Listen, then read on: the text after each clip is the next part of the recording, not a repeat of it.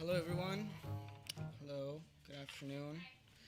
My name is Ivan Salinas, and I'm the programs coordinator here at Beyond Baroque. Hope you're enjoying the 4th Southern California Poetry Festival. Um, First off, I want to give a huge thank you to the Poetry Foundation for their sponsorship and making this event possible. And a huge thank you to the Beyond Baroque team for making this event possible as well. So, huge shout out to all of them, Quentin, Jimmy. Over here in the booth, we have Eric and Dan. Um, this program is really special. One of the first things that I found in the archival material at Beyond Baroque was a copy of La Línea Quebrada, The Broken Line, edited by Guillermo Gómez Peña and Marcos Vinicio González. And it just was a reminder and also a way that I found that in the last century, poets have presented artworks on the US-Mexico border, challenging the existence of this divisive structure, and ask if it's even worth having these structures after all the trauma that it has caused. This is a subject mostly explored in the poetics of Chicanx writers and writers of the northern Mexico border region. And you'll notice this in the works of our authors this afternoon with Anthony Cody, Vanessa Angelica Villareal, Omar Pimienta, and Sebha Sarwar. We're just a few hundred miles away from one of the most militarized borders in the world. And the works today will speak on how it has impacted lives of immigrants, not just in the US-Mexico border, but also in parts of Asia and all over the world. Borders have become more militarized, and people who cross them are treated as criminals when mostly people are asking for shelter. And it's shelter from the effects of US intervention in many countries. This affects our family, friends, and life trajectories, and all of us are subject to laws that dictate just how much we are bounded to a certain piece of land. But the authors tonight can perhaps demonstrate that a world sin fronteras es posible, and you'll see poets challenging borders also in the page, en su lenguaje, con ellos mismos. So we will begin with a reading from each author, followed by a discussion moderated by Vanessa Angelica Villareal, which will be open for Q&A from the audience. You will also see the readings being accompanied with visual poetry, photographs or illustrations or simply experimental works. So it's really also a privilege to see that in person, as I came in contact with many of these authors in the virtual realm, and to see it here, it's just amazing. Muy chingón. So, first off, please let's welcome Omar Pimienta. Omar is an artist, writer, scholar who lives and works in the San Diego-Tijuana border region. His artistic practice examines questions of identity, transnationality, emergency poetics, landscape, and memory. He's published 4 books of poetry in US, Mexico, Argentina, and Spain. He's won the Emilio Prado 10th International Publication Prize from the Centro Cultural Generación del 27 Malaga, Spain. He holds a PhD in literature from the University of California, San Diego, and an MFA in visual arts from the same institution. He is currently a member of the Mexican Sistema Nacional de Creadores de Arte in the area of poetry. Bienvenido, Omar Pimienta.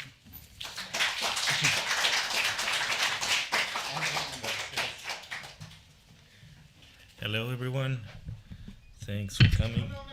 Well, no, sorry. Oh, okay. Just project your voice a little bit. Perfect. Sorry about that. Okay.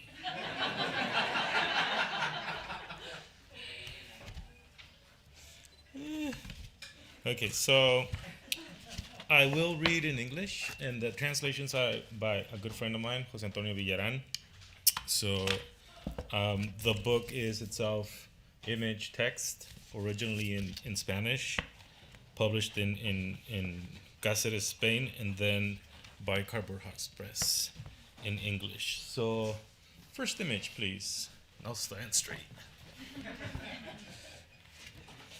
My father's name was Prisciliano Gil Bautista, Indiana, 1931, Tijuana, 1957.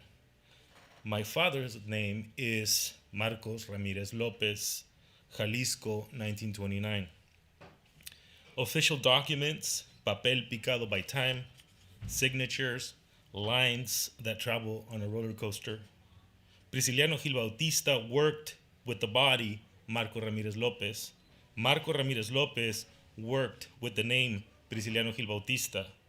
Marcos bought an identity.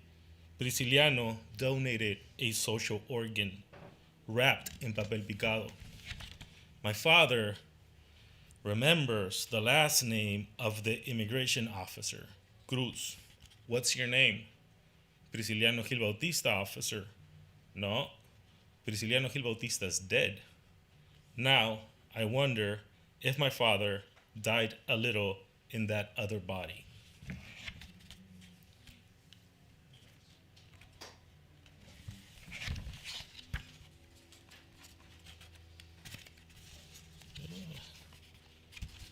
¿Cómo lo perdí?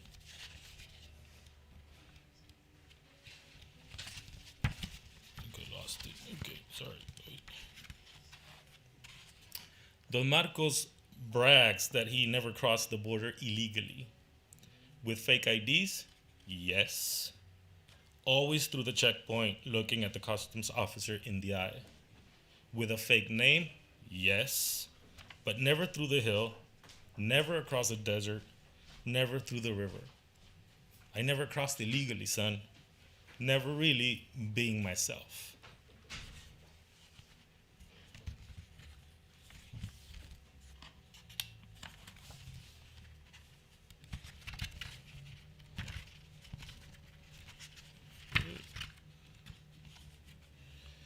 They sent Don Marcos and me to secondary inspection. Me with my bowl haircut, I was 6, Don Marcos 56, and I remember him as always with his navy blue baseball cap, logo of some warboat or hardware store. We had crossed the border several times. This is the first in my memory. They sat me alone in a room. I didn't hear from Don Marcos for several hours. Time stretches and contracts in memory. This text depends on that elasticity. Now, I understand, because I always understand a lot later, but I do understand. There, the questions began. There, the warnings began. There, the border began. Don't lie, kid. He's not your father. He can't be your father. Who is he? Don Marcos, did you always use a baseball cap? Yes, son. What I rarely used was my head. Don Marcos, how many times did you get deported? Once or twice? You lost track? My son, I lost everything.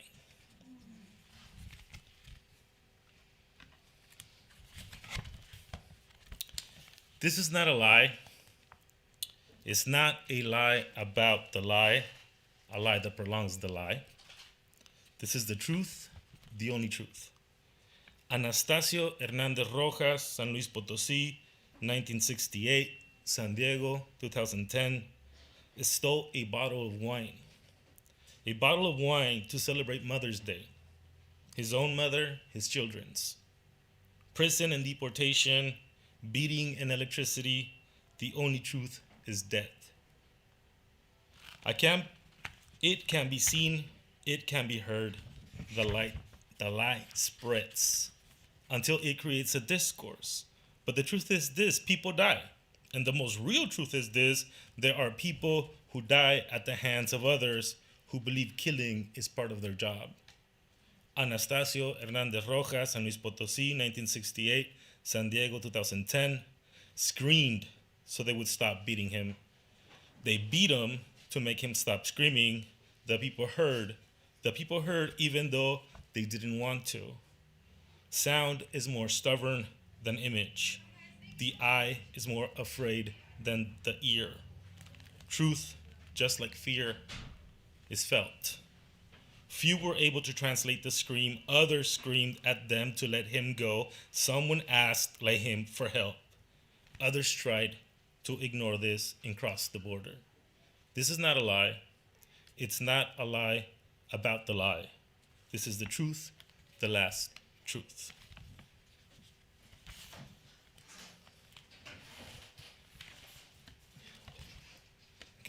Este lo voy a leer en español primero y luego en inglés. Una gente sospecha de ella, sospecha de él, sospecha de mí, sospecha de sí mismo y sobre todo sospecha del bebé. Su trabajo, sospechar.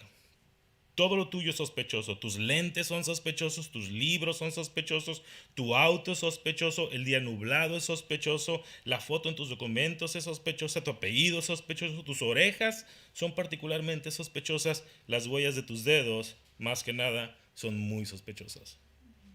Ella carga a un recién nacido, él ve los documentos, no hay foto que sea fiel a un bebé. No hay papel que asegure que tú eres tú a los 10 días de arrimado a la fiesta. No hay padre o madre que no sospeche en los primeros 10 días de la procedencia de ese hijo. La sospecha es parte del engrane que cruje cuando el mundo se mueve. Un sospechoso agente de inmigración sospecha. Le pide a ella que saque su pecho, ella sospecha, él sospecha de sus pechos, le pide que lacte. Si es su hijo, es de ella y habrá leche. Si no, la sospecha será certeza. Ella lo hace, él le pide que lo vuelva a hacer. En el primer intento, la cantidad de leche fue sospechosamente poca. Ella lo hace de nuevo, él la deja pasar y la línea de sospechosos avanzamos. So, en inglés. An agent suspects her, suspects him, suspects me, suspects himself, and above all, suspects the baby. His job, to suspect. Everything about you is suspicious. Your glasses are suspicious, your books are suspicious, your car is suspicious, the cloudy day is suspicious, the picture on your ID is suspicious, your last name is suspicious, your ears are particularly suspicious. Your fingerprints, above all, are very suspicious. She carries a newborn. He looks at the documents. There's no picture that's true to a baby. There's no paper that can assure that you are yourself 10 days after arriving at the party. There isn't a father or mother who doesn't suspect during the first 10 days where that baby came from. Suspicion is part of the cog that turns when the world moves. A suspicious customs officer asks her to pull out her breast. She suspects, he suspects the breasts, asks her to breastfeed. If the child is hers, there will be milk. If not, the suspicion will be certain. She does so. He asks her to do it again. During the first attempt, the amount of milk was suspiciously small. She does it again. He allows her to cross, and the line of suspects moves on.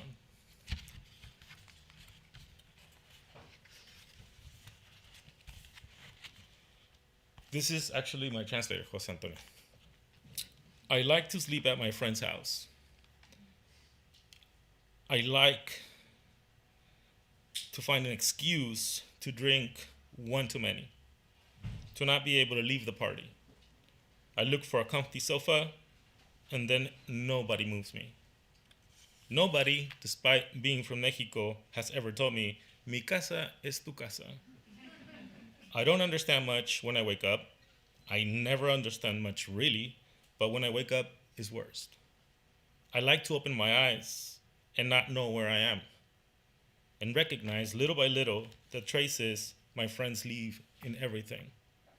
Never, despite being from the border, have I heard a welcome or hasta la vista. When I sleep drunk, I sleep less, or I rest more, or dreaming bores me, or the dreaming starts before I close my eyes. The thing is, I always wake up early at my friends' houses. Nobody has ever kicked me out of their house. Nobody has drawn on my face with markers. Several friends have given me keys. Several have asked for them. I like to check out what they keep behind the bathroom mirror, ask for some socks, steal Q-tips, abuse their shampoo. I like to smell like them when I say goodbye. And so, little by little, I get invited to fewer parties. Thank you.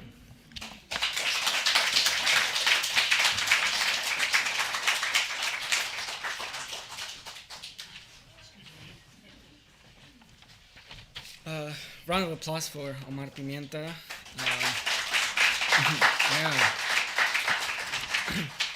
Yeah. All the way from Tijuana. Thank you for being with us today. Our next reader is Sebha Sarwar. Her writings and art tackle borders and displacement.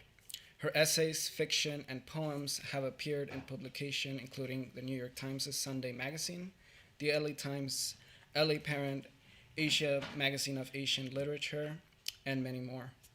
Her short stories are anthologized by Feminist Press, Akashic Books, and HarperCollins India, while the second edition of her novel Black Wings was released in spring of 2019. She is a member of the Macondo Writers Workshop and was born and raised in Karachi, Pakistan, where she spent the first half of her life in a home filled with artists, activists, and educators. She is based in Los Angeles, and her papers are archived at the University of Houston. Welcome, Sebha.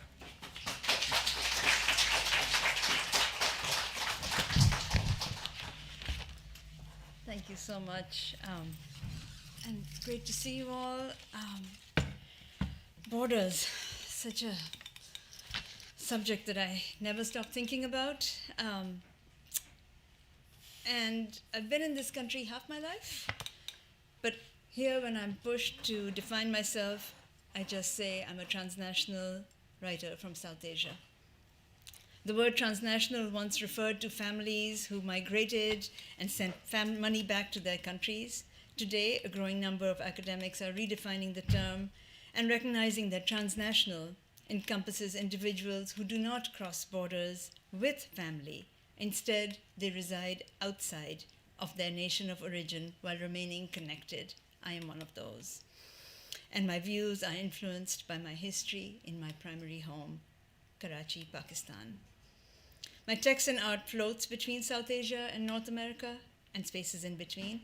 I'll read 5 poems today and share images from my journeys across borders over the past 20 years. And I'll also talk about my anthology, Borderlines, later when we do the panel. My first poem, A Closed Sky. I wrote this poem in 2002.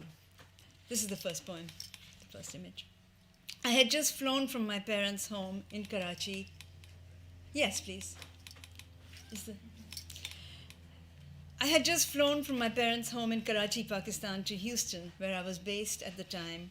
I was following the news about a major military standoff between Pakistan and India. By that time, the US had begun its bombings in Afghanistan in response to 9/11. A closed sky. In Houston, my eyes have changed. These new eyes never sleep, never cry. I stare at airplanes, recognizing them by name. This one is Continental, this Delta, and this an F-16 taking off from Ellington Air Force Base.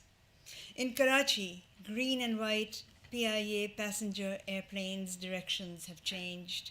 Their roars rock us to sleep each night as they fly over the Arabian Sea and across our city.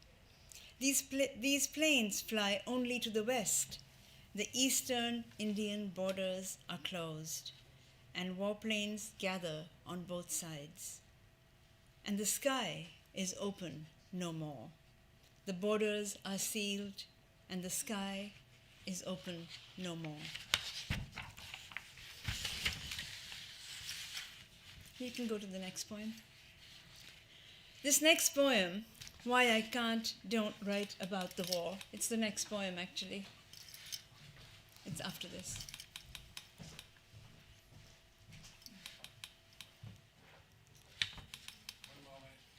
It's all right.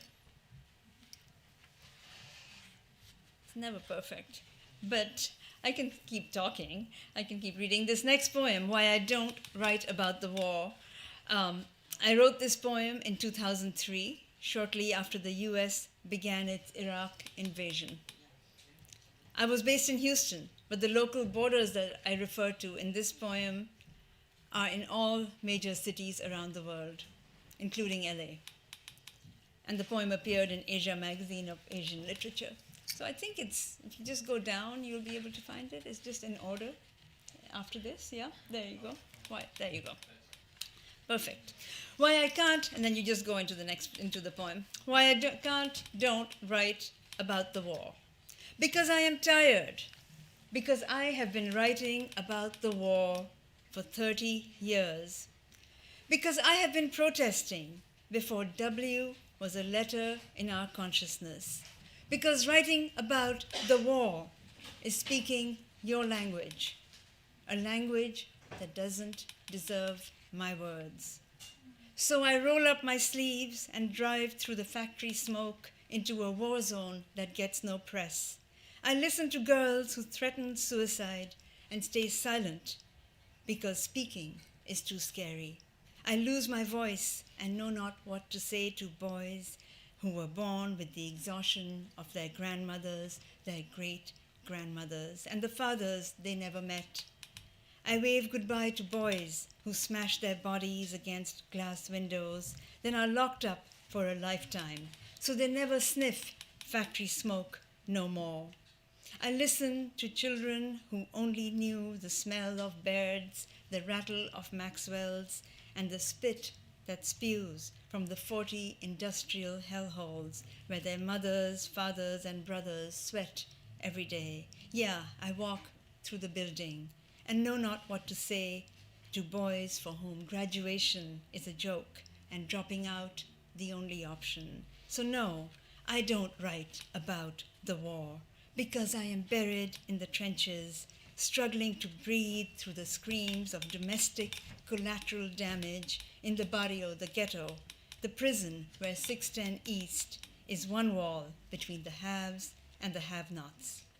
And every day, after listening and not talking and barely breathing, I return to West Houston from the east, another east, ravaged by the west, driving away from where the sun once rose.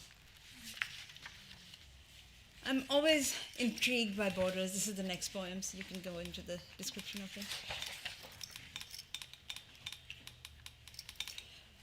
This next poem, I'm fascinated by borders. I was born because of borders, by borders. My family migrated from Pakistan to Pakistan from India, and my partner is Chicano.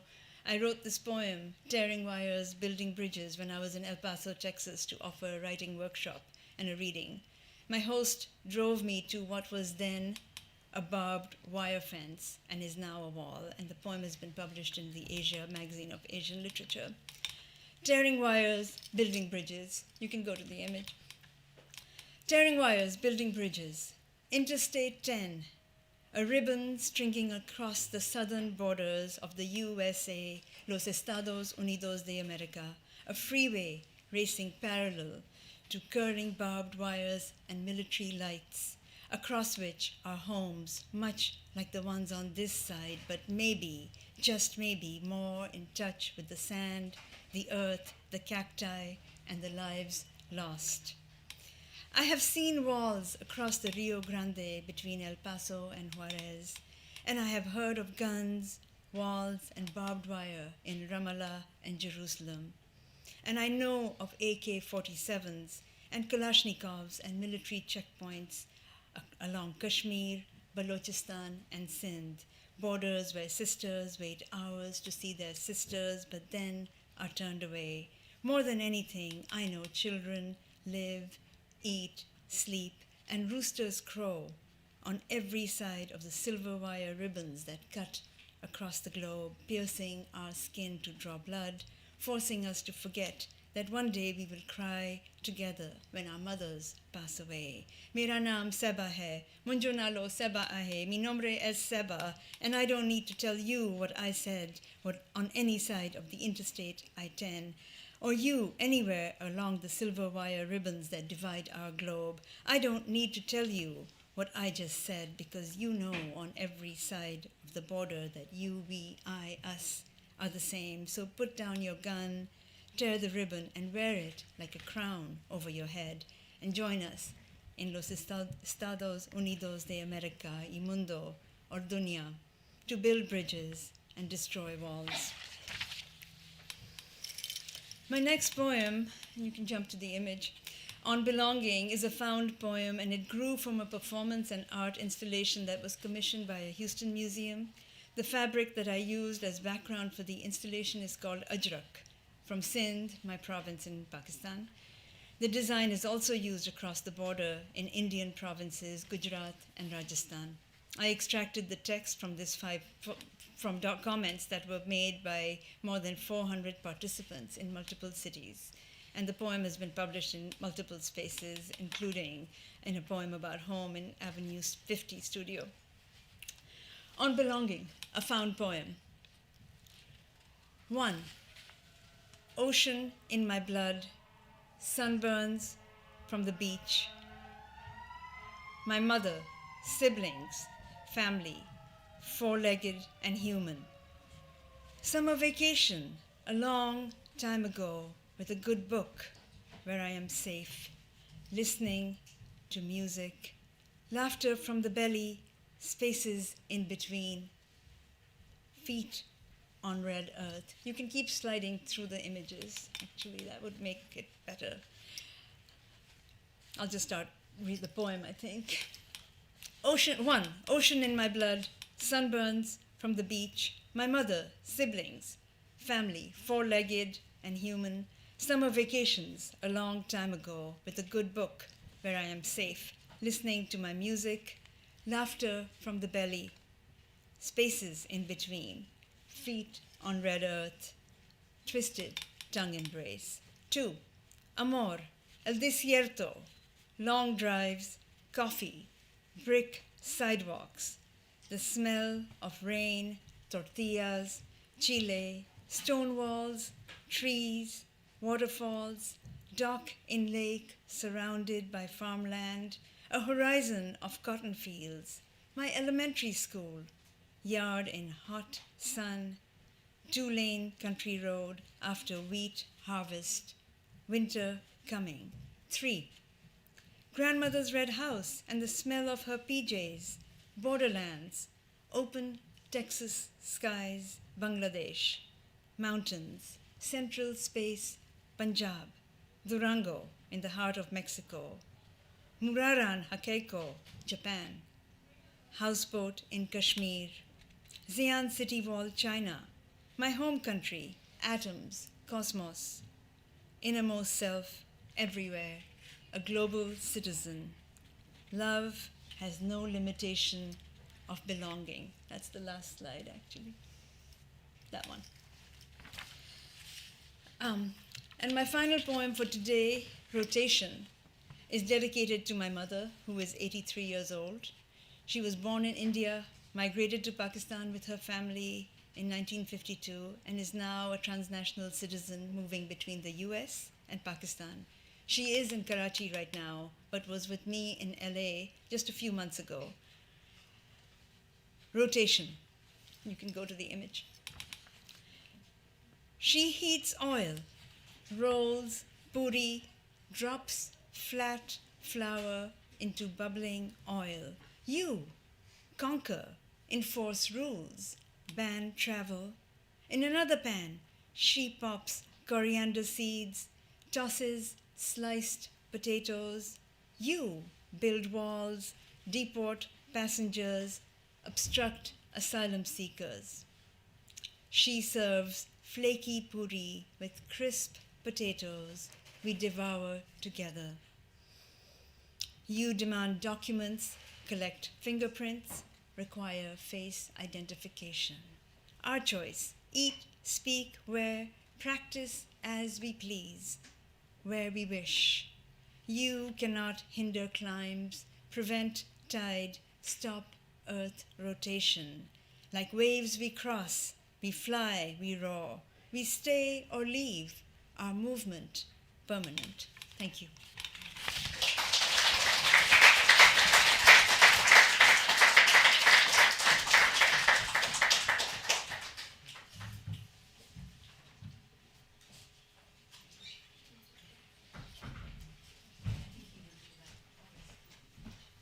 Thank you for that, Sebha. Apologies for some of the technical difficulties, but it's all good. Oh, wait. 1 second.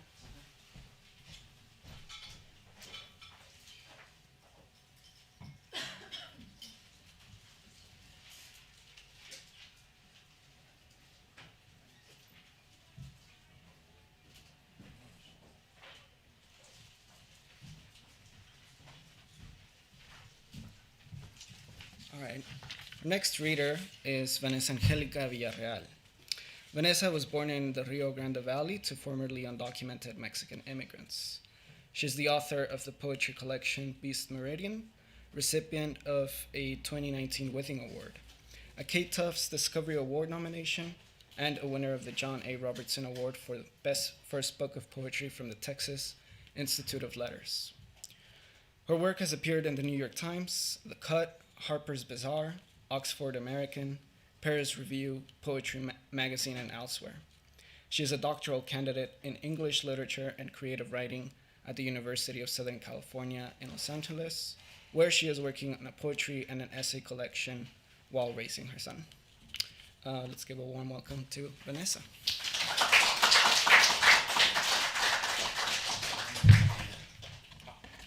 That's the one.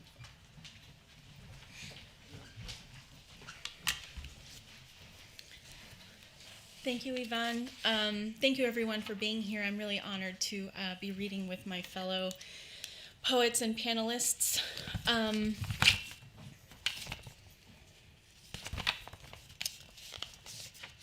Okay. My first poem is called Table Border Collapse.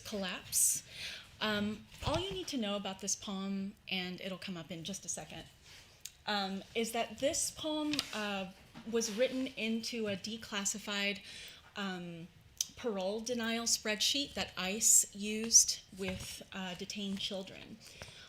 So the first column says parole denial reason number 1, parent does not wish to separate. Parole denial reason number 2, flight risk. And parole denial reason number 3, final order pending removal. Some say lost, some say deceased.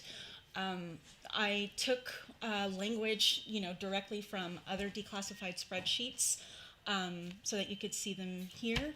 But the title comes from HTML CSS code. This particular piece of CSS code is what you do when you want to liberate the table from the cell structure. So the borders collapse within the table.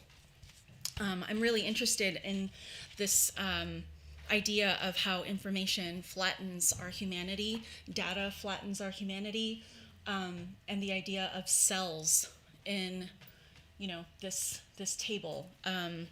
It abstracts violence. The poem is in parole denial reason number 4. In America, the land is a ghost of the land. In America, the land is the land of the ghost. In America, the land of the ghost in the land. In America, the land is the ghost. In America, the ghost is the land. In the land of the is the free ghost land. Table, border style, solid. Border style, law, empire's bottom line, gross domestic product, lifespans.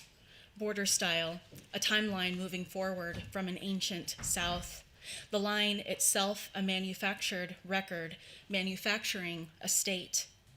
Dividing those who remember from those who don't. Those who belong to the past from those who belong to the future.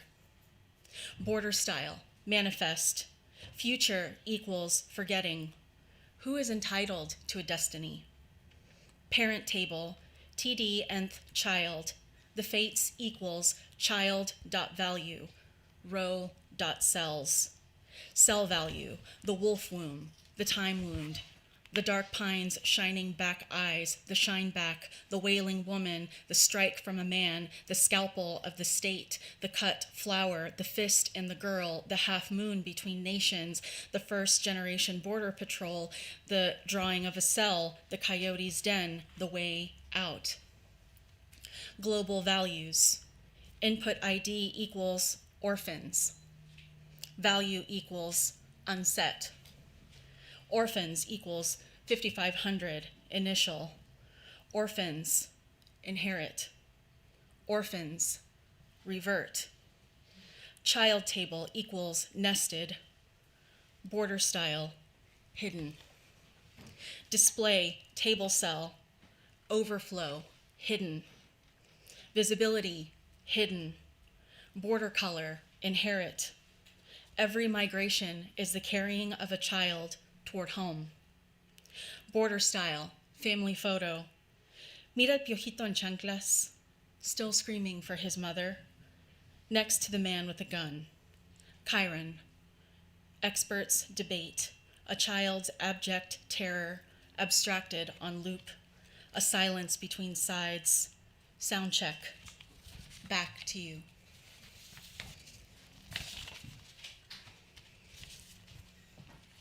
This next one, so I'm reading new work tonight. I'm not reading from Beast Meridian tonight.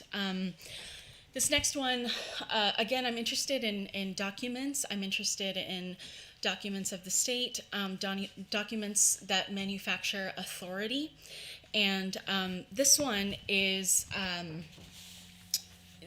it's the coyote, the animal, the coyote, whose scientific name is Canis latrans, which is a Latin sort of derivative to mean like a cross, right? It's what's ironic about this name is that the coyote is like a mix between the Mexican gray wolf and the red wolf.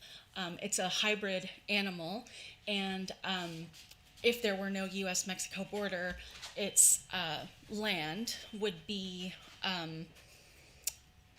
transborder, transnational. This poem is doing a couple of different things.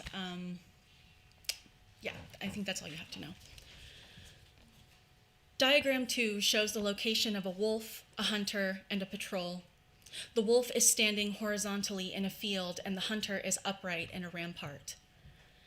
The angle from the patrol is 65 degrees and 115 degrees. Give the angle of depression of the wolf. Diagram 2. Calculate the rate of reaction using rate law. A. Sir, you are out of line. In the emptied field of belonging stands a figure drawn between nation dreams. B. Snowblot, what inky sky storied your return? In our fish year, order will line this wild planet and absent the scene of our animal. C. The scene of the crime, looping, black sun barrel. Each flower flown from the edge of a demon's mind, my kind. I regret to inform you that that same sun cluster will take us all. D.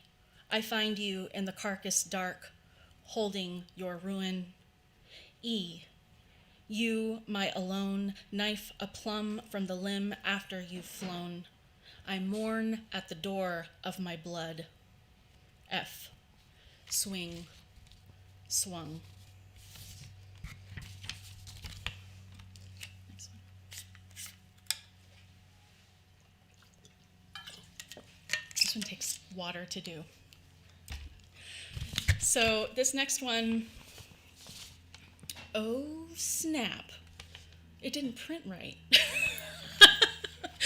I think I remember that first part. Oh shit, okay, well. I can read it from the. Yes. Okay. Has anyone else felt like personally attacked by a printer? Like, I just like feel. Okay, Canon. We're gonna have words later. So this is F root future. This is working with a couple of different concepts. It's working with set theory, and but it's also a family tree. I was doing a lot of genealogy, trying to locate, lost ancestors. So it begins with my last indigenous ancestor, my great-grandmother, Carmen, and it's part of the futureless past. So this fading history, and then real time is after, like, it's the patriarchal side of the family tree. It also is kind of functioning like a map of the globe with the Americas on one side and the European West on the other, split by a prime meridian. It's just a lot going on. I had a lot going on when I was writing this. Year 0. Matrilineal equals repeat. Cycle, inherit, does not exist. 0 equals Carmen. Blooming ranch fields, a throat packed with cotton, no choice but to marry her eldest off to the hoof-beaten storm.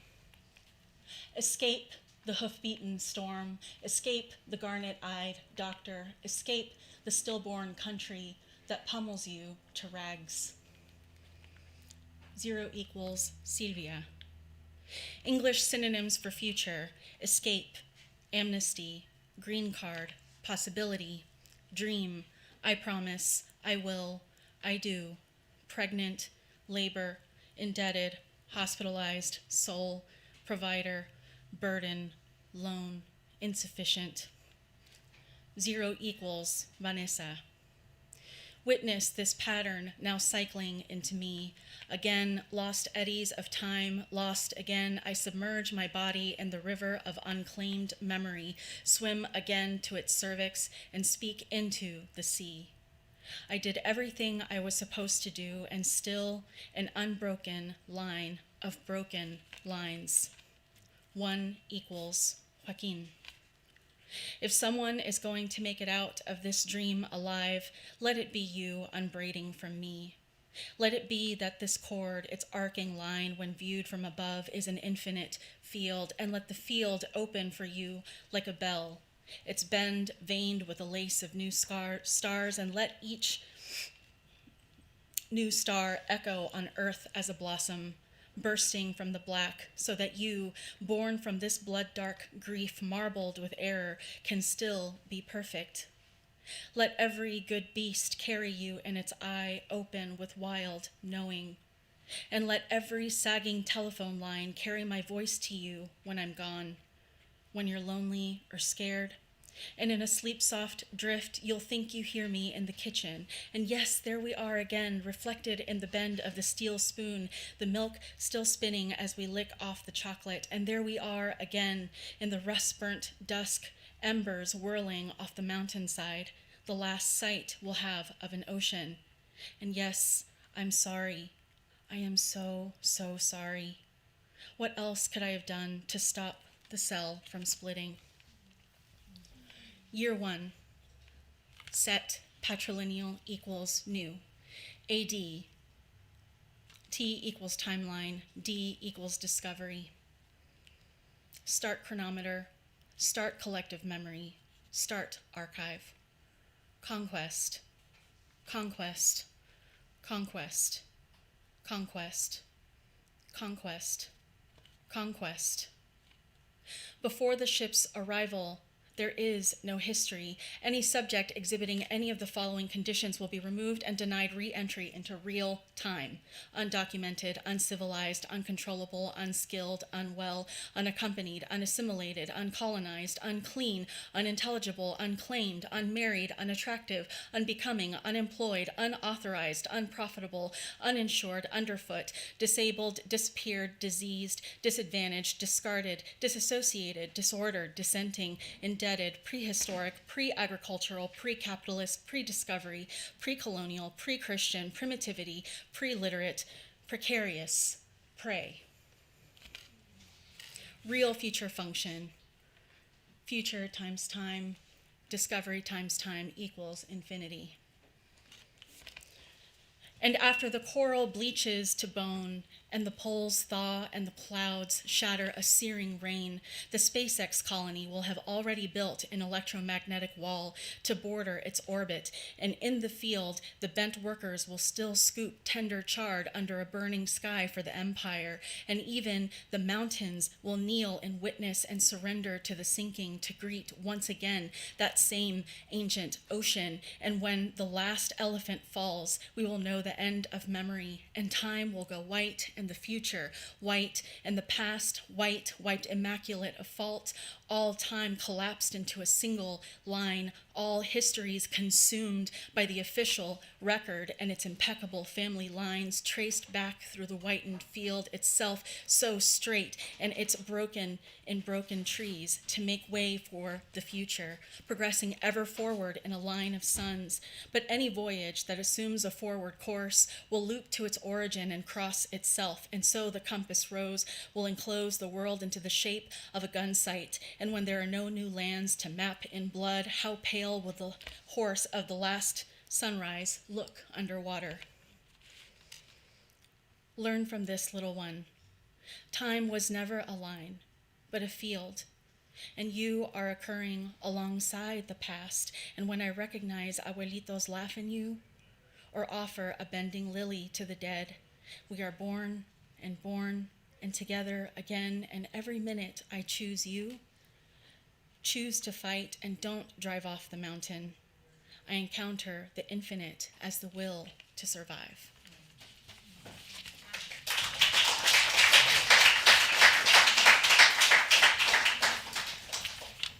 Take that, printer. I just have one more. It's called Settlement.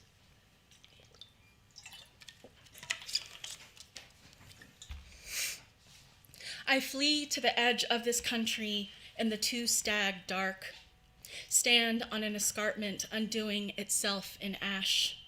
Not yet a boy, I eat still the figs that bloat with inverted blossoms, when halved, sometimes a blonde wasp encalled in its violet lobe. This, of course, is the dream body eating its omen.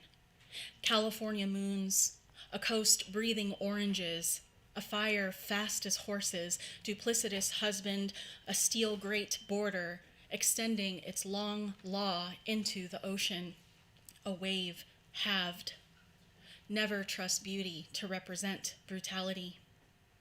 I can give you no language that will free the child from her cage, make no meaning that unfloods the world, no verse that can unfire a bullet. I eat the spine of God to stay alive. Eldest daughter to an eldest daughter of an eldest daughter, I citizen 3 child mothers at the river's door. Obedient bruise root, rebel virgin, doomed bride. Translate passage.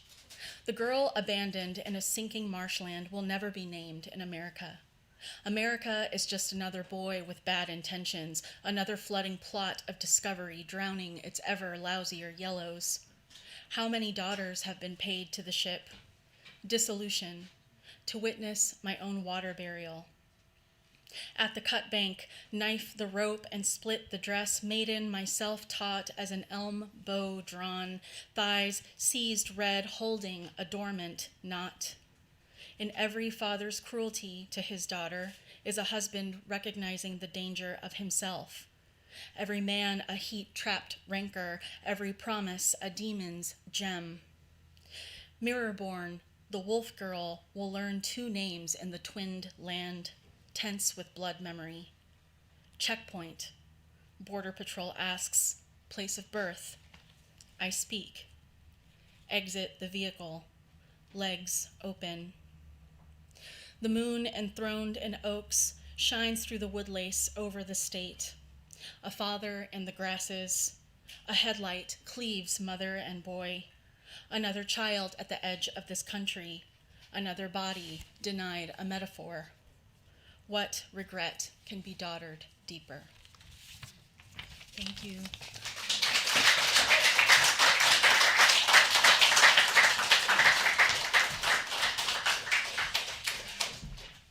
Thank you so much, Vanessa. Our last reader, Anthony Cody. Anthony is the author of Borderland Apocrypha, a winner of the 2018 Omnidon Open Book Prize. His debut has been recognized as a winner of the 2022 Withing Award, 2021 American Book Award, and a 2020 Southwest Book Award, as well as the finalist for the National Book Award, Pan America Gene Stein Award, LA Times Book Award, and the California Book Award. So many things. Anthony is a poet and Poets and Writers 2020 debut poet. He's a Canto Mundo Fellow from Fresno with a lineage in the Bracero program and Dust Bowl. Anthony collaborates with Juan Felipe Herrera's Laureate Lab Visual Wordist Studio, serves as a poetry editor for Omnidon, and is co-publisher of Noemi Press. His forthcoming collection, The Rendering, is coming spring 2023. He teaches in the Low Residency MFA at Randolph College. Welcome, Anthony. Thank you.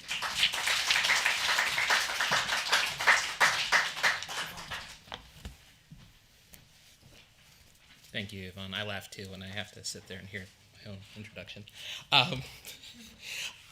It's an honor to be here, sitting with you all, to be here with Omar, Sebha, and Vanessa.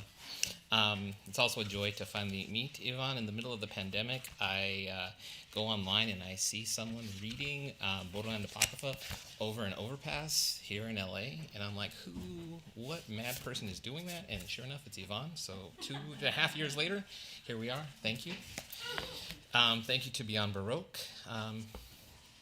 Also, shout out to Seshu Foster, who was honored last night. Read his work. He's been imagining other worlds beyond borders for quite some time. I'm going to read a few poems from my book, 5. I'm kind of reimagining the page as its own border, so I'm going to follow along with me, the PDF. We'll see where it goes. So I'm going to start with the opening section. And it starts with me trying to get a passport, the privilege of being able to get a passport at a Walgreens leading up to the election of 2016. A man came up to me and wanted to know why and where I was running to and whatnot. So maybe younger me would have responded a little differently. More mature me decided to write a poem and work it into a book about the Treaty of Guadalupe Hidalgo in 1848, and since then how violence is against Mexican-Americans in the carceral state, as well as against African Americans, Chinese Americans, Muslim Americans, on and on and on. Unfortunately, that 1848 historical poetry book became a present-day book too. So here's the first poem. Standing in line to take a passport photo, an old white man looks at me and claims I'm running. Standing here because my grandpa ran away from home to sell perfume in El Zócalo at 9. In line, I am a lot of things. And since I am a lot of things, I am everything he cannot imagine. A passport photo asks me to 2x2 myself and capture what I am in neutral. And I recall I have yet to see the chambers of my heart turn tusk. An old white man is not Gil Scott Heron saying, because I always feel like running, not away, because there is no such place, is not how you pronounce exile or escapar. Looks at me how Teddy Roosevelt died coveting a white buffalo. claims I am afraid. No, I am a wall. No, I am a mirror. I am still, so still. These poems are all kind of cascading, collapsing on themselves. Seeing Vanessa's poem, I'm always inspired how we're having these parallel conversations no matter where we're always writing. So the next poem takes a stanza from the original poem I read. A passport photo asks me to 2x2 myself and capture what I am in neutral, and I recall I have yet to see the chamber of my heart turn tusk. A passport photo should be mailed to the federal government with my birth certificate, and I wonder if they will return. Consider the power of printed paper. Asks me daily, am I brown? Am I white? Am I? I am. Am I? I am. Am I? I am. I am. I wonder when the tense transitions.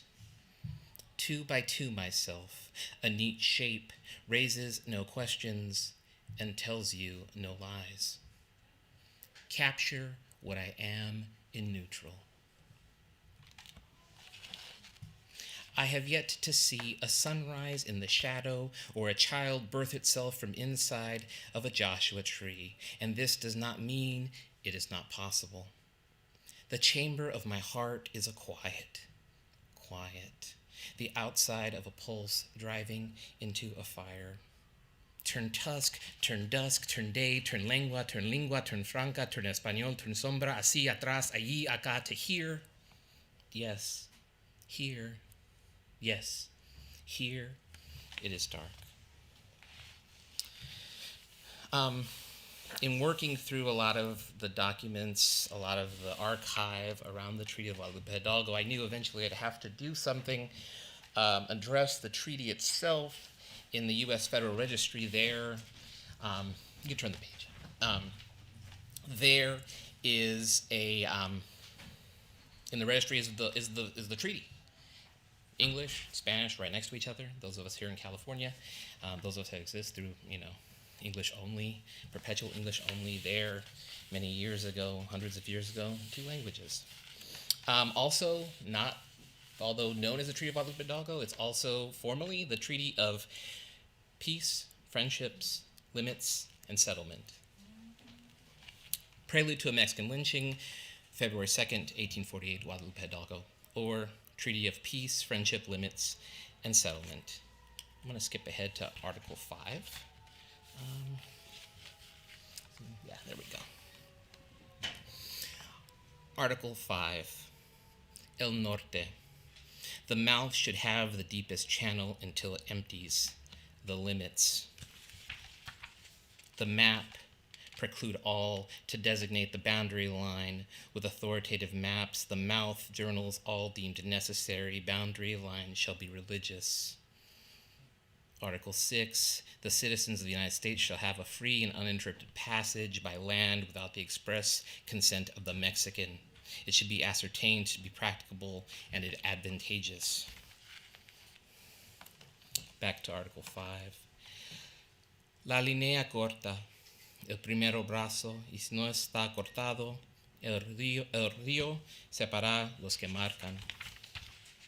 Sobre la tierra, y ninguna libre, que el fin.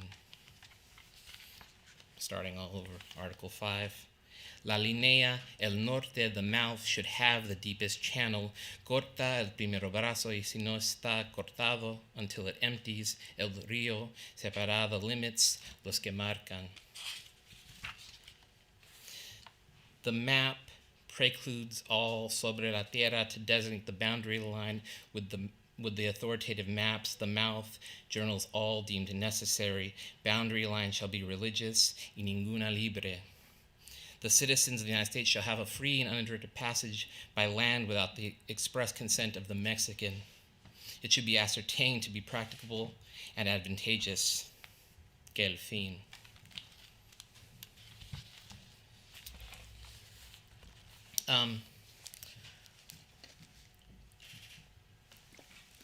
go to the next poem. One of the figures for me coming from the Central Valley, which is the traditional lands of the Yokuts and Mono people, Fresno, what we now know it as, is the sort of myth and realities of Joaquin Murrieta, a Pancho Villa, Robin Hood character that in my research and my own short-sightedness, I never even realized that he may or may not have been a victim because he may or may not have existed of lynching. But also he may or may not have his head beheaded and put in a pickle jar and brought around the country. That what you see around the perimeter is a poster. La Corona, Mexican lynching number 47. Anything can be trophy, just as anything can be ashtray. Coffee cup, curb, flower pot, the inside of your wrist, the inside of another's wrist. Claim anything, anything. Witness, badge, halo, horn, colony, victim, vein, coffin, president, cadaver, the quiet breath of a body at rest. Claim, claim, claim, claim, claim, claim, claim, claim, claim, claim, claim, claim, anything. All right, for this last poem,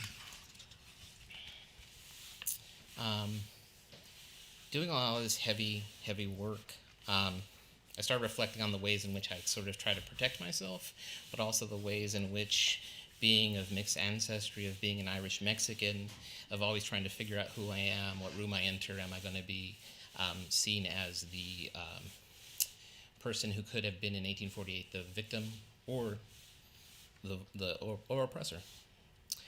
But more than that, when I started writing this poem, I started thinking about how I do try to protect myself to move forward, to keep writing, which later on in a pandemic also takes on additional meaning. Cura for exhaustion via mirror. Tell me how many days I am unable to remain stone. I mask how many days I'm unable to remain stone. Tell me I am backward and upside down. I mask backward and upside down. Tell me about my own ways. I mask my own ways. Tell me a cathedral is not my desert bones. I mask my desert bones. Tell me my ancestors are not the astral winged.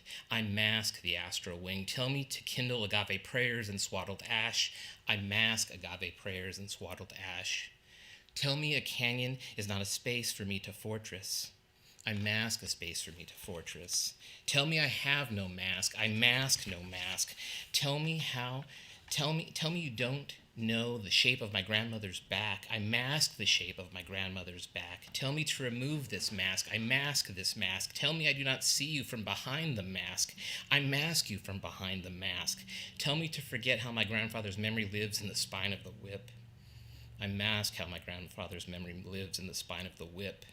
Tell me the crevice is no place to garden heartbeats. I mask no place to garden heartbeats. Tell me you do not hear the nearing echo of veins. I mask the nearing echo of veins. Thank you.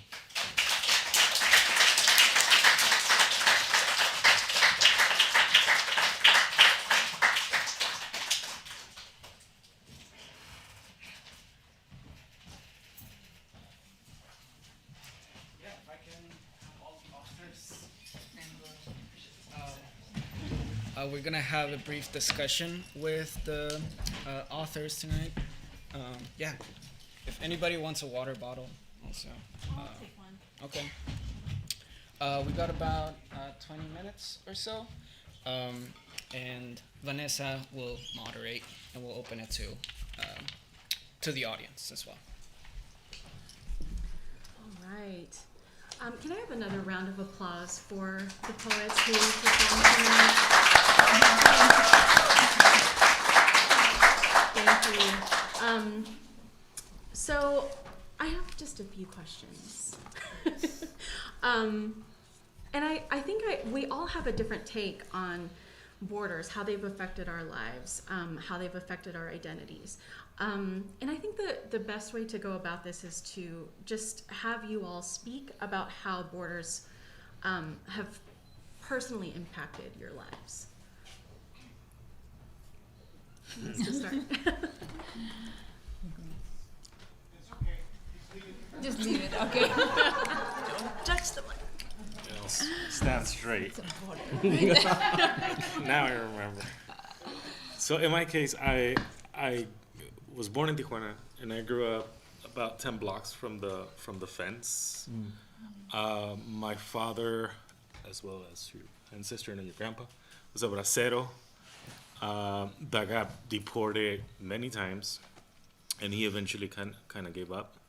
So he raised his family in Tijuana. Through my mother, I gained a green card, and eventually a U.S. citizenship. So I've been crossing the border since high school for a daily commute up until today. It was 2 years of an impasse there during the MFA that I had. Marcela, my wife, and I had subsidized housing from UCSD. So those 2 years, I got a lot of sleep, pretty much.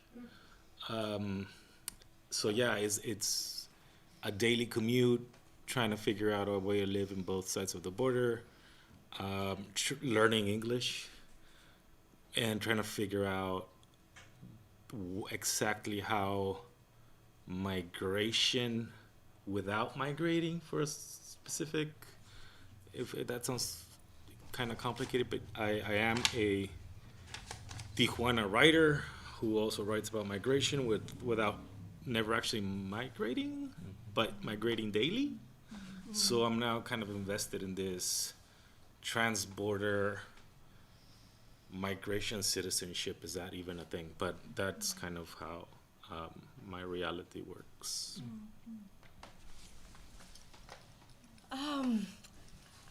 Borders are just part of my life and everything I do, and it took me a long time to understand that. I think as I was writing, I was just like, the further I drifted away from home, which is Karachi, Pakistan, which is further away from my mother's home and my father's home, which is North India, but we can't even claim publicly our Indian ancestry because of the new government that has completely closed all the border walls. I can't go home to my parents' home. I cannot cross the border. It's impossible. The last time I went was in 2014, and it was great, but it was a police reporting visa. And so, as everybody in this room, if you're not Pakistani, with a Pakistani origin and a Pakistani passport, which I still have, you can go anywhere in India. You can go to Kashmir, which is the most violent part of India, which is not in the news, but I cannot go. So that's one border. That's just a wall that is so high that I don't know when that will change, if it will change in my lifetime. And then I have done this long-term project. It was called Borderlines when I was in Houston, running my nonprofit arts organization, Voices Breaking Boundaries. We got an NEA grant, and so this project, Borderlines, we did a series of visual arts productions, and then we also did 3 anthologies, which are available here in the bookstore if you want to. And it's participation by artists in North America and South Asia, artists and writers, because I am constantly interested in how those two stories intersect. The US-Mexico border is really fascinating to me. My partner is Chicano. I've crossed that border many times, fairly easily, but I've been stopped also, of course, because I'm brown, and just, it's complicated.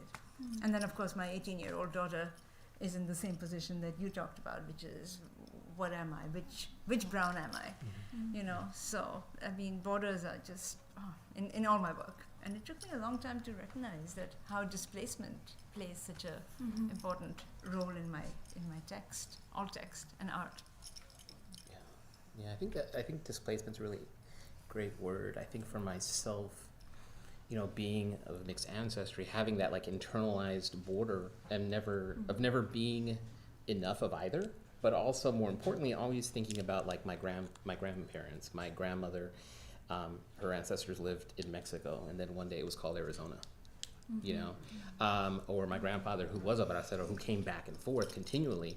And then even thinking about something more localized, my childhood growing up, my grandparents always tried to like cocoon me from that. And then one day the state decided to put up a highway in front of my house and a fence and then bodies and then garbage. And then, everything starts stacking up. So it's like the borders get invented and reimagined faster than we can like push back. Yeah. There's this really amazing article recently in the Boston Review by Harsha Walla, and it's called "There Is No Migrant Crisis." And she writes, borders maintain hoarded concentrations of wealth accrued from colonial domination while ensuring mobility for some and containment for most, a system of global apartheid determining who can live where and under what conditions. And I think, all of our work engages with that. So how does your writing engage or construct the border, either visually or in language? How are you, creating the sort of sense of the border on the page?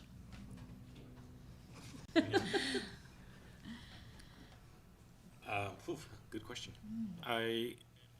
It took a really long time for me to figure out how my subjectivity was actually a border subjectivity, even though I was born really close to the border fence. But it really took other people's opinion of the border and reading from outside, which is weird. So I really slowly, I started writing about my mom, I started writing about my neighborhood, and I started writing about the city, but never really crossed the border, if that's even a thing, because I was so, I think, embedded within the reality of a specific poetics, which would be Mexican poetics and Latin American poetics. So it took pretty much education for me to figure out that I was being limited by many nationalist elements, and it was through education that I figured out that my border identity was something that I myself didn't understand, and I still don't really understand it, but I'm kind of digging into it, but I'm still in the process. Yeah, I think, like, especially in your photographs, it feels very lived, right? The border feels very lived, and I don't know, that's what I got from it. And the violence is like very present in just like the day-to-day, like the quotidian in your work. So I love the idea of just like a bordered identity. What about you, Sebha?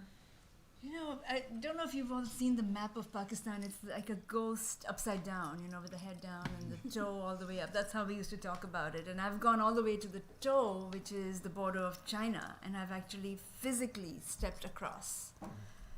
That's the only border that's open. Actually, that's the old Silk Road, the Silk Highway, and I have stepped across because there's a friendship between Pakistan and China. But I have gone very close to the Pakistan-Afghanistan border on the west, and I've gone very close to the Balochistan-Pakistan border also on the southwest, and of course the India-Pakistan border, which I'm fascinated by, like you saw those pictures that I had of the Wagah border, and it's just so fascinating. I'm just blown away and it plays into all my work. It's like how easy it is to sit on a plane in Karachi and fly west, but not be able to go to neighboring countries. And in the same way, of course, it's not easy for some people to cross the the US-Mexico border. For some, it's very simple. Coming back is very simple for some. It's not for others. And so that whole idea of who can cross and where to cross, and I also went to Bangladesh for part of this project, the Borderlines project. Now that's some of those pictures I had in Sylhet, in northwest Bangladesh, at the border of India, and India has now finished constructing a 2,000-kilometer wall, an actual wall between. That doesn't get press either. So, yeah, it's just in all my work, you know. And if I can step across, just put one foot on the other side, it's a victory. It's beautiful. Yeah, that's what I love about your photography, the sort of sense of comparison that you have, you know, hemispherically, right? The border between Pakistan and India and the US and Mexico, you really get a sense of two lived but parallel experiences. I love that. What about you, Anthony? I think it's been a sort of its own journey. I think what Omar was kind of getting at too. I think there was a time in my life where I was like very rigid in like wanting to write a very certain way, and then in the middle of an MFA, I started to like walking around like a mad person, going like, the 8.5 and 11 page is a lie, man. It's a border. It's restricting us. Liberate us, you know. And like thinking through it, and like suddenly the page opened, right? So I started thinking like conceptually what the page could be unbordered, and I started making these poems that started feeling for me like the natural voice that I had been like working like 15 years for. And then I had the benefit of going up to Community of Writers in Northern California, and I heard and learned from the poet Kazim Ali, who was talking about borders and borderlessness, and that kind of helped provide me a language and a sense of, oh, I'm not necessarily just angry for the sake of angry, but here's a path, and that sort of helped me move through sort of my halfer identity of never being enough, of like, okay, I'm not just a mad person talking about lies on the page, right? So that really helped. So conceptually, that's kind of what I kept thinking about in making this book. Even that treaty, right? It's in Spanish and English, and that hashed line, you have to keep going back and back and forth and back and forth. Things get lost. Things don't make sense. Just what happens when we're creating those imagined borders. Yeah, and even like beyond the sort of border of like this, right? You tease out like the borders within language itself, grammar itself, right? And the sentence diagrams, and just really explode, lots of different grammars, bordered grammars. So that's what's, so brilliant about your book. How, in your opinion, does poetry build bridges over borders? How is it a form of activism? Well, in my case, I guess I know that my kind of transporter experience is only growing through gentrification, pushing away of all California poor residents to Mexico, or deportation. I used to teach, I don't anymore, at San Diego City College where I went. And I teach Chicano art, Chicano literature, and a good amount of students are transborder students. And I remember that experience of knowing that you're part of both nations, but not feeling it, and then pursuing an education and knowing that you can, but also knowing that's so easy just to give up and get a job. And you're gonna make a bunch of money, you're gonna break your back, but you're gonna make a bunch of money, which is kind of what your family needs. So my writing and just telling students, like, I publish books and I get invited to stuff. And they're like, what? You're from Colonia Libertad, you're from TJ. Like, how's that possible, right? How education can actually make that change. So I guess not itself the writing as an activist tool, but the example to a certain point.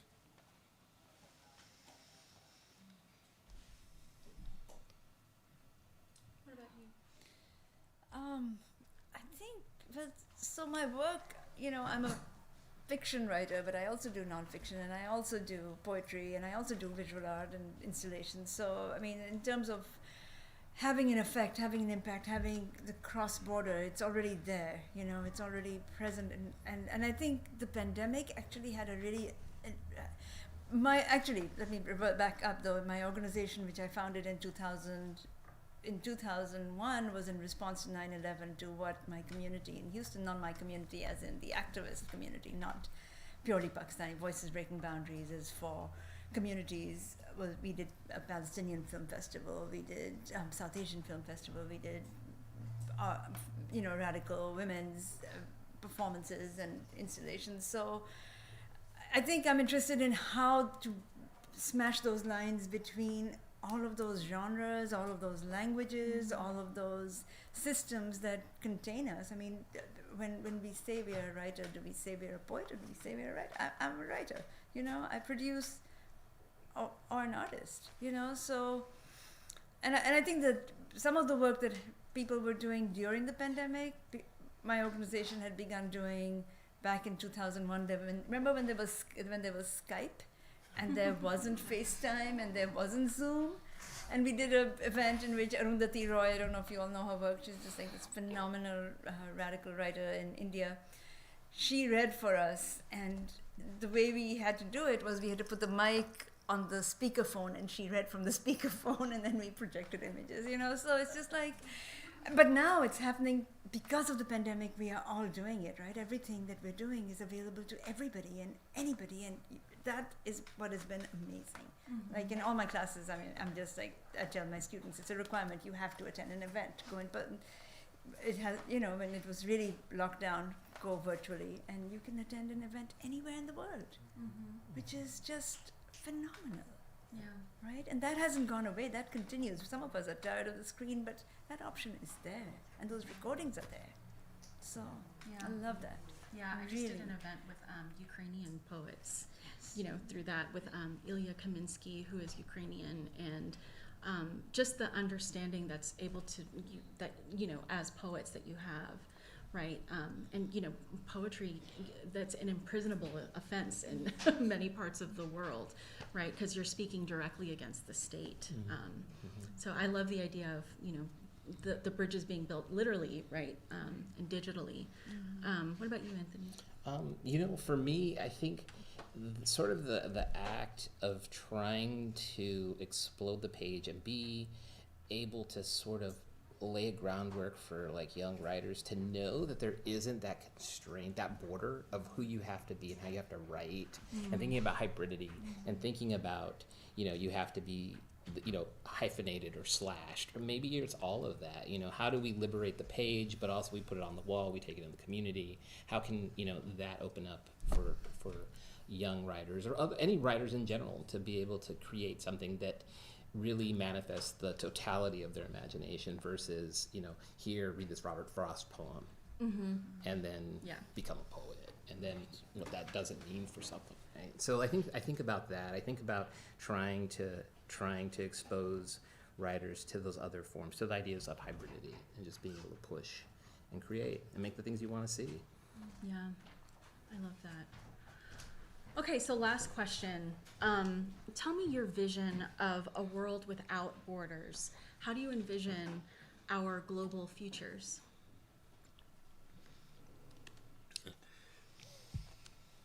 It's a difficult one. I've actually never lived outside a border region. I traveled once from Barcelona to southern France, and the signs just changed in language. And that was like, what? Where's the officer? Where's the checkpoint? That would be kind of my dream, like just to immerse yourself in a different language, and that being like the border. If that's, it is difficult because of course language itself is a border, but that willingness or language equality, and just hopefully being able to communicate with the rest of the world. The digital aspect of it helps, but when it comes down to the practical day-to-day making a living, if you'd be able to work wherever you would want to work or not want to work, that would be a borderless world for me. I've had this conversation many times, you know, and because I've always said the world should not have borders. I mean, why? Who are they for? And we know who can cross and who cannot, and those restrictions are not for everybody.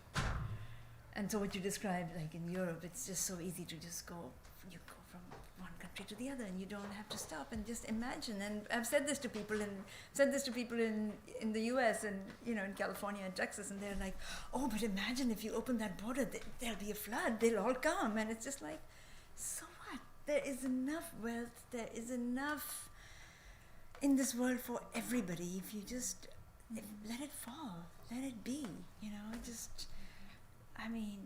It's just the idea is to have that whole border, that line, that long line between India and Pakistan to be,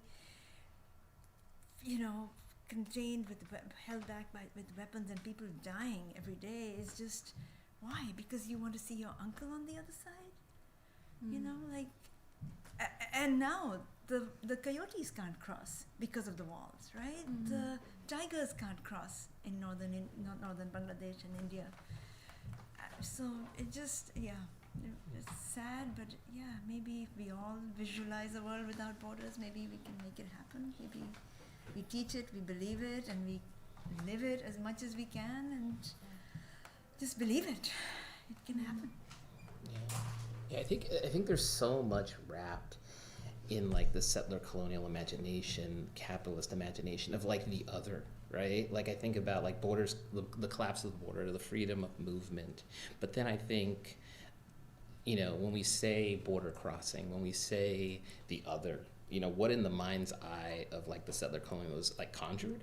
And like how to reset that, to erase that, and just have the knowledge that, we're all a flood, a drought, a regime away from being a border crosser, and like having that ability to like collapse that memory and reset that, to know that we all need to move and we should have that ability to move. So it's a tough, it's like I start like unspooling the thread.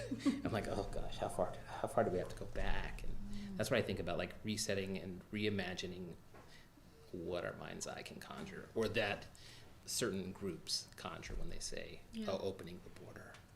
Yeah, for me, it's very much tied to fantasy, like Star Wars. You know how like they fly the spaceship to another planet, and the planet is just the planet. It's not, like, right? It's the culture is the planet. Alderaan is the Latino planet. I've decided where Leia's from. Naboo. I think like our imagining takes us into the realms of fantasy. Fandoms are borderless, right? They create like their own communities. I think, there is an imagination of a borderless world. It's just trapped in the notion of fantasy. We have just a few more minutes left for audience Q&As. So if you have any questions, please let me know. Yes? Just firstly, thank you. It's been a real beautiful pleasure hearing you all, and your work is just phenomenal. I'm really enjoying the stretching that you're doing of what it means to belong. And this word came to mind for me that I'd love to hear your idea about it, because of all this discussion about borders, you as well. It triggers me to think of this word, which is loyalty. How does that fit into the idea of how we open the world and how we teach? And is loyalty, is it a good thing, a bad thing? What does it mean? Okay. I guess I'll start. In my case, it was a tough one, because you after the Mexican Revolution, there's this need to kind of create this national identity, and you're mestizo, and you kind of have to forget about your indigenous root because you're now Mexican, and everybody, except of course the indigenous people, kind of have to day to day at your school play allegiance, right? And then that comes from a colonial past in which you also have to pledge allegiance to your language. So when you're writing in Spanish, you of course do not have domain of whatever indigenous past you do have.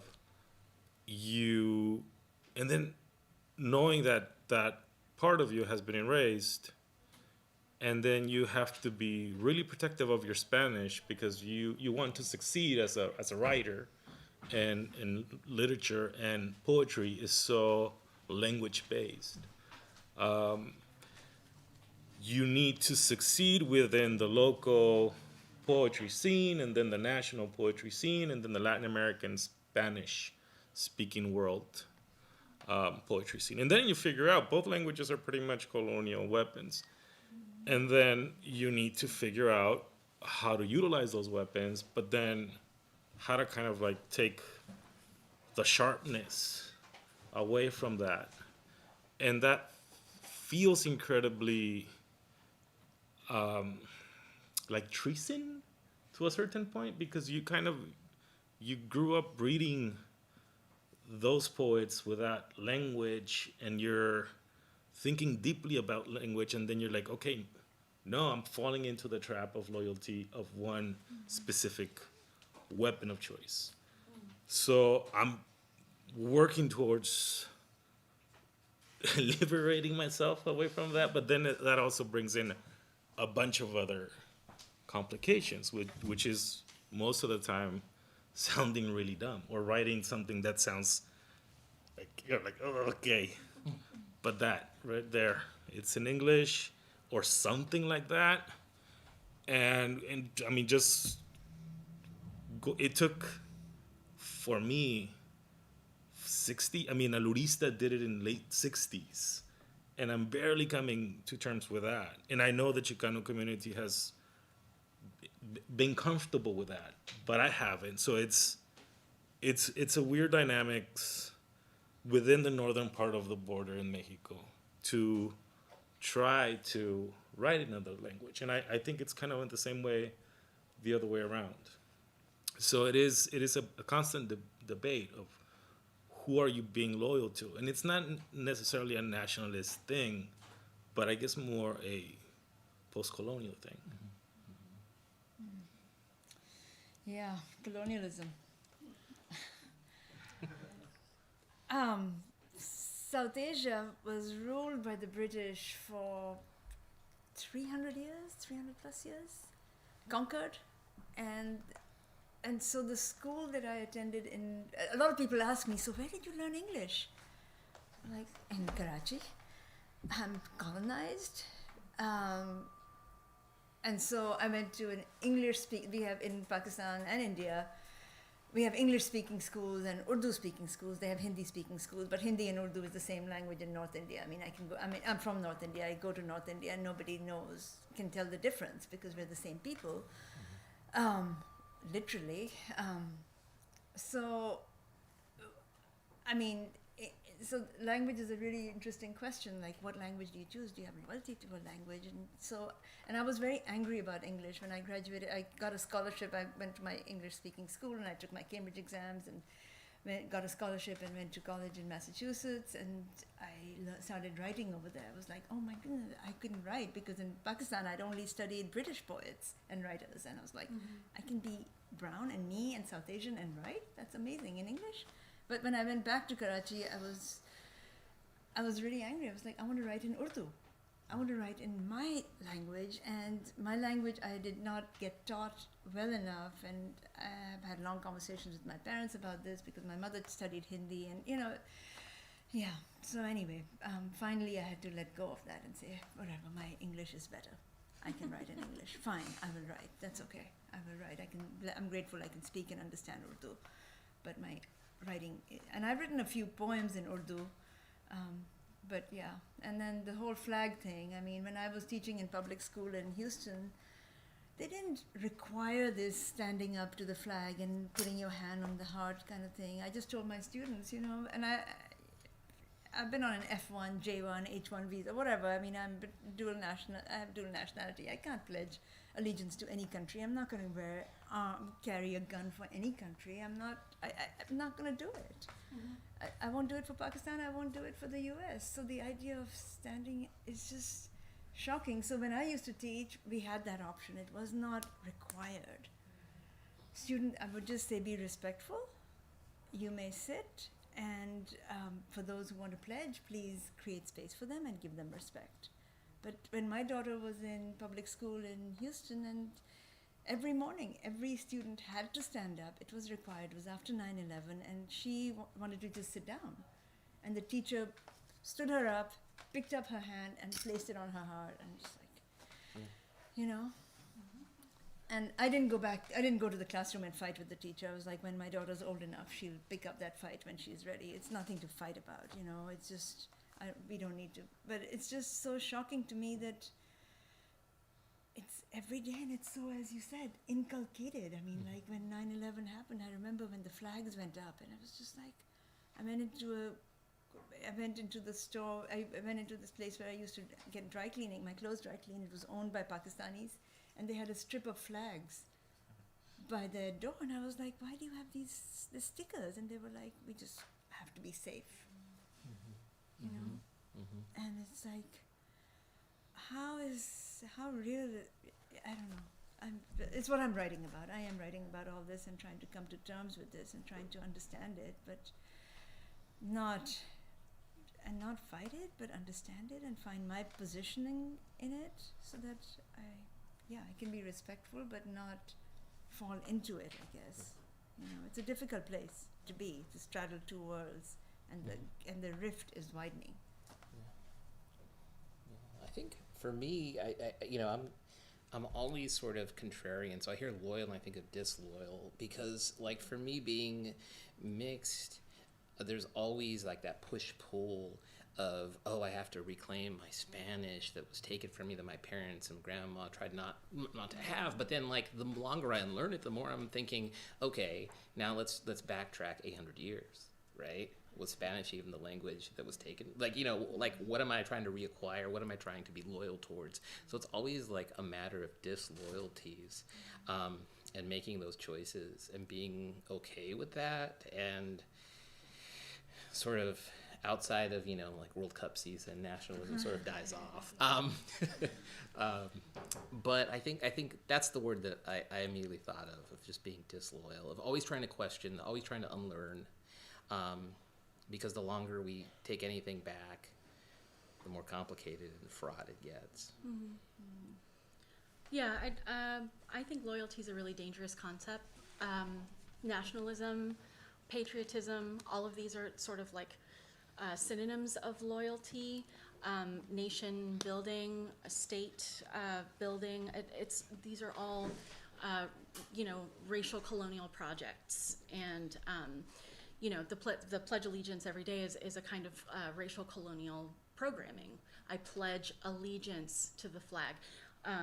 You don't know what you're doing when you're a child, so that's why they start it, so early. So I don't know. I have questions when it comes to am I loyal? It seems like, I don't know. It seems like a site of potential violence. Thank you for your question. Anybody else have? Yeah, go ahead. That was a really fascinating reading. Amazing. My question for all of you is, when you engage with documents and you're creating, you're finding that third or fourth or fifth space to create. I guess this would be two-part. One is, what becomes visible within the transparency that the state tries to show you that's really not there. But I imagine like the things that helped you get inspired to write. And second to that question is, how has that helped you evolve as poets, as writers? In my case, I started writing in Spanish and publishing in Spanish, but I also needed to kind of cross the border, and I knew I didn't have the language skills to do that with poetry, so I started doing artwork, visual arts. So that helped me a lot because through video and photo performance and creating objects, I kind of developed this exercise in which language was not the limit, but it was also, but of course it always is, because you can, or at least I can only imagine within that limitation of language. So I figured I need to escape somehow this dual citizenship thing, and I created a passport of my neighborhood, and I go around museums and galleries, and I set up a consulate, and I have a typewriter and my booklets, which are open and blank, and people come in and apply. And I take 4 Polaroid shots and I fill it up. But they have to give me their voided passport in exchange for el pasaporte de la Colonia Libertad. So with that project, having to visualize nation building, right? I mean, trying to mimic these processes of trying to legitimize a specific space and a specific group of individuals. That exercise kind of made me think within writing, how would I write poetry about this citizenship of migration without, and that idea of holding citizenship as something not linked to space, and that of course kind of reverberates. So I guess what I'm trying to say is that I had to get away from the writing to imagine new ways of thinking, my subjectivity, my practice, what I want to kind of share with the world.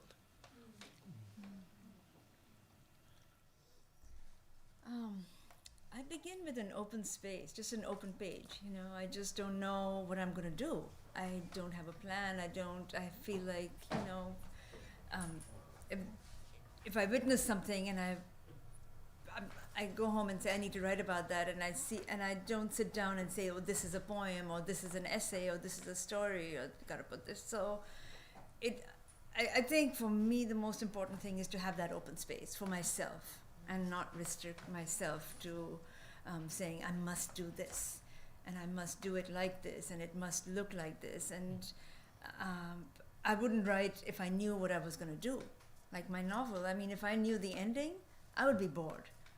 I wouldn't want, you know, and there's a part of me, as I'm creating, there's a part of me that knows where I'm going, and I have to truly trust that. And in the revision process, as I'm creating drafts, as I'm going, and then, you know, when I got to the end of my novel, I was like, oh, this is what happened. Oh, I get it now. This is why she did this, or did, you know, and so it's a mystery to me too. And that's the most exciting part of writing, is to begin something and not know what you're going to do with it. You know, it's just like just even with this Borderlines project, I had no idea. I wrote this grant to the NE and we got it, and we just began doing all these things in collaboration with, and I think that's the beauty of art, is that we can do it in any way we want, and we can do it in revise it, clean it, scrub it, share it, do whatever. And some is very private, we keep it private. Some we revise and we workshop and we share with the world. So I mean, it's exciting. It's really exciting to have all those levels. And the first draft can be shit, and that's okay, you know, of anything. So love the process. Really love the process. Yeah, I think for me, because I'm sort of like situating a lot of the work in like a visual poetic, I'm always thinking about sort of, especially this work so heavy, of thinking about play. The idea of play, like in a graphic design program or like on a piece of paper, I can kind of draw or like diagram or sketch out things to help sort of lighten sort of the emotional, psychological weight of the archive. And then what comes of it is that same kind of thing, right? Like you make these things and maybe they were just there to get out of the way so you can make more, and not worried about like the end of the product or the process, more just caught up in the process and the play, just to find those things that the poem arrives and I just stay out of the way, because otherwise it gets boring and we'd all be bored hearing me. For me, the document is a site of violence. It's a site of erasure. It specifically state documents. It represents a particular narrative, a state narrative, that for me, has to be interrogated. Documents are not our friends, right? They can be taken away. They oppress others, right? And so I'm always interested in teasing out that reading from a document that we take for granted, like a green card or like the, ICE spreadsheet. The way data flattens humanity is really interesting to me. So the document is the site of excavation of what the humanity is behind that document. So that's what it is for me. Thank you. Such a great question. Okay, I think we're actually over time. Everyone is so fascinating. Thank you so much for your poetry, for your art, for your politics, for your activism. It's been an honor. You